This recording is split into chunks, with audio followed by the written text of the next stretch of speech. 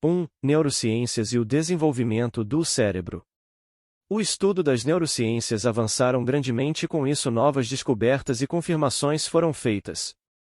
Nosso cérebro inicia seu desenvolvimento na vida intrauterina e só completa seu desenvolvimento na vida adulta segundo Baldissin, et al., 2013. No gráfico mostram um diagrama do desenvolvimento cerebral a partir da terceira semana de vida no período gestacional com a formação do tubo neural e que até o início da vida adulta. Existem processos neurais acontecendo como a organização do sistema nervoso, a diferenciação neural, crescimento de axônios e dendritos, formação de sinapses, morte neural seletiva e retração axômica. Ainda no gráfico 1, os autores descrevem o desenvolvimento do córtex visual primário no terceiro e no quarto mês de vida, com o desenvolvimento do giro frontal médio que é responsável pelas funções cognitivas superiores, como planejamento, tomada de decisões, controle emocional e comportamental, dentre outras funções. O desenvolvimento do giro frontal médio vai até os 4 anos de vida é responsável pelas funções mentais executivas, reorganização do córtex pré-frontal e temporoparietal, sincronizando com as funções de linguagem e comunicação, comportamento e aprendizado. Nesta idade de 3 a 4 semanas, ocorre a formação da substância cinzenta no córtex frontal. Ela é responsável pelo pensamento, movimento voluntário, linguagem, julgamento e percepção e continua se desenvolvendo até os 30 anos. A substância branca transportar sinais neurais de regiões subcorticais, o que significa embaixo do córtex para o córtex e do córtex para as regiões subcorticais, fazendo assim um movimento no sentido contrário. A substância branca continua crescendo dos 7 aos 60 anos de idade. Portanto, o desenvolvimento cerebral é marcado por fases da vida, o que os autores chamam de marcos neurológicos. Continuando a falar sobre o gráfico 1, os autores viram uma proliferação neuronal a partir da 4ª semana indo até o 4º mês de gestação. Do 4º mês de gestação até os 4 anos de vida, ocorre a migração neuronal. Então perceberam que primeiro ocorre uma multiplicação neural para a posterior migração e diferenciação acontecendo por todo o cérebro.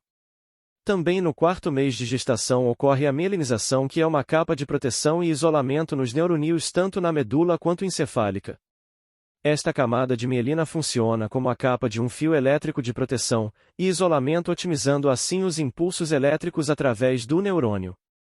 A mielinização vai até o início da vida adulta em torno dos 30 anos de idade. No início, apenas o corpo do neurônio é mielinizado, podendo assim se regenerar.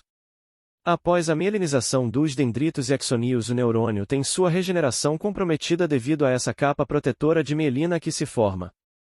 A mielina é composta por uma membrana lipídica rica em glicofosfolipídios e colesterol.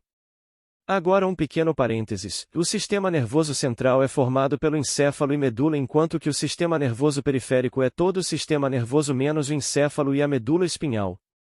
Voltando ao gráfico 1, os cones de crescimento em neuronídeos eferentes e periféricos responsáveis pelo transporte de impulsos elétricos dos órgãos receptores até o sistema nervoso central, que podem guiar a projeção correta dos axônios, completando sua maturação aos 3 anos de idade.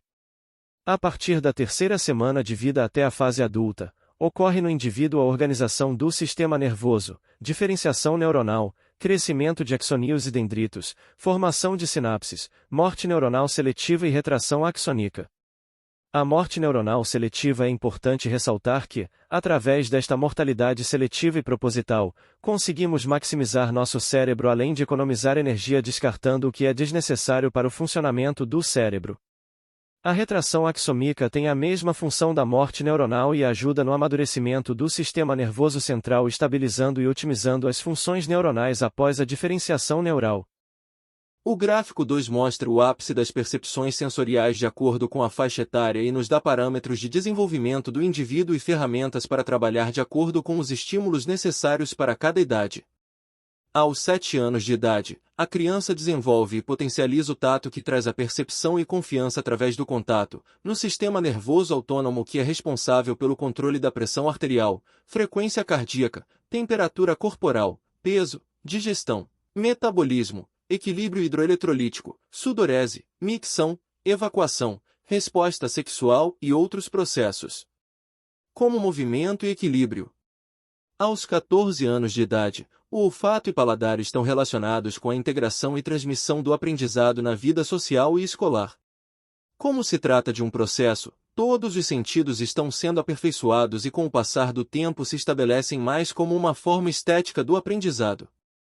Isto quer dizer que ocorre uma integração entre os sentidos que para o adolescente pode se traduzir como, por exemplo, a visão fazendo interações com cores, a fim de chamar a atenção, com as roupas, calçados, acessórios, dentre outras coisas que para ele são importantes nesta fase. Não é somente uma questão estética, mas envolve conexões afetivas, gostos individuais, questões sociais, vivências e experiências relacionadas de pertencimento de grupos ou de um grupo, afirmação social e individualidade ao mesmo tempo, gerando conflitos internos e interpessoais que fazem parte do amadurecimento. Tudo isso está interligado e conectado às experiências que tiveram ao longo da vida, sejam elas vividas no passado e as atuais, principalmente com sentimentos e emoções novas que são características da idade e que fazem parte do amadurecimento. A termorregulação também interage com os sentidos, sensações e emoções, trazendo experiências agradáveis e desagradáveis destas interações, como passar frio, calor, situações vividas, sejam elas boas ou não, comidas, cheiros, gostos, lugares, pessoas, etc. Chegamos aos 21 anos de idade quando a audição atinge seu auge, tornando o indivíduo mais ligado também à fala própria, e por consequência a existência do eu, que podemos identificar como a voz interior, gerando uma maior estimulação neural quando o indivíduo se ouve ao pronunciar frases para execução de tarefas quando comparada à mesma fala dita por outra pessoa, gerando assim um sentimento de existência e de individualidade. Já podemos relacionar com o que está acontecendo hoje com as crianças e adolescentes em relação às interações sociais e ao uso excessivo de redes sociais, jogos online, etc. Mudando a forma de interação, por consequência diminuindo os estímulos e interações que foram estudadas nos gráficos até o momento. É por este caminho que iremos seguir em futuros vídeos aqui no canal. Mas antes, vamos estudar como tudo funciona e as interações e relações de como o meio externo através dos sentidos, que é a forma de contato com o meio externo. Corroborando ao trabalho de Baldissin, 2013, citado anteriormente, o gráfico 3 mostra o desenvolvimento e o declínio das substâncias brancas, cinzentas e ventrículos no cérebro de acordo com a faixa etária.